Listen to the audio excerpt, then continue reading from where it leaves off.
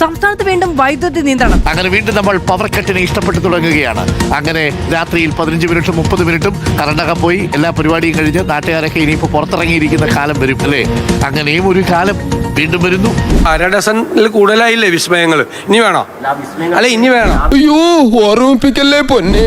അതായത് പുതിയ സർക്കാർ അധികാരത്തിൽ വന്ന നാളെ 1 മാസം തികയാനിരിക്കെ വൈദ്യുതി നിയന്ത്രണം ഉണ്ടാകുന്നു എന്ന വാർത്തയാണ് പ്രിയ പ്രേക്ഷകരെ നമ്മളെ തേടിയെത്തുന്നത്. വേൾഡ് കപ്പ് കാലത്തെ വൈദ്യുതി നിയന്ത്രണം വലിയ രീതിയിലുള്ള പ്രതിഷേധങ്ങൾക്കൊക്കെ കാരണമായിരുന്നു. പിന്നെ അറിഞ്ഞും അറിയാതെയും ഒക്കെ ചിലയിടങ്ങളിലൊക്കെ ചെറിയ രീതിയിലൊക്കെ തുടരുകയായിരുന്നു. ഇന്നിപ്പോൾ പ്രഖ്യാപിച്ച് വൈദ്യുതി നിയന്ത്രിക്കാനാണ്. അതേ അരുൺ, അങ്ങനെ തന്നെയാണ്. രാത്രിയിൽ പുറത്തൊക്കെ ഇറങ്ങി ഒന്ന് കാറ്റൊക്കെ കൊണ്ട് സംസാരിച്ച് ഇരിക്കാൻ പറ്റുന്ന ഒരു അവസരമൊക്കെ വീണ്ടും വന്നു തുടങ്ങിയിട്ടുണ്ട്. പണ്ടൊക്കെ നമ്മൾ പറയുന്നത് ഫോണിലെ ചാർജൊക്കെ തീർന്നല്ലേ, കറണ്ട് കട്ടൊക്കെ വരുമ്പോഴാണ് എല്ലാവരും ഒന്നിച്ചിരുന്നൊന്ന് സംസാരിക്കുന്നത്. കുറേ നാൾ അങ്ങനത്തെ ശീലമൊന്നും ഇല്ലായിരുന്നു. എന്തായാലും വീണ്ടും അങ്ങനത്തെ ശീലമൊക്കെ തുടങ്ങാൻ സമയമായി എന്നുള്ളത് തന്നെയാണ് മനസ്സിലാകുന്നത്. സംസ്ഥാനത്ത് എന്തായാലും വൈദ്യുതി പ്രതിസന്ധി ഒരു ഇടവേളയ്ക്ക് ശേഷം അതിരൂക്ഷമായിരിക്കുകയാണ്.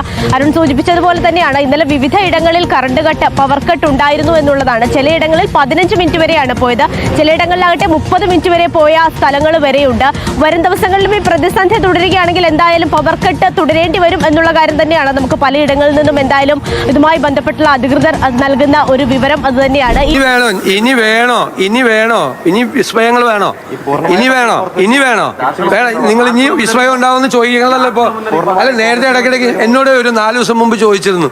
അപ്പൊ ഞാൻ പറഞ്ഞല്ലോ ഉണ്ടാവും, ഇനിയും ഉണ്ടാവും. ഇനി വേണോ?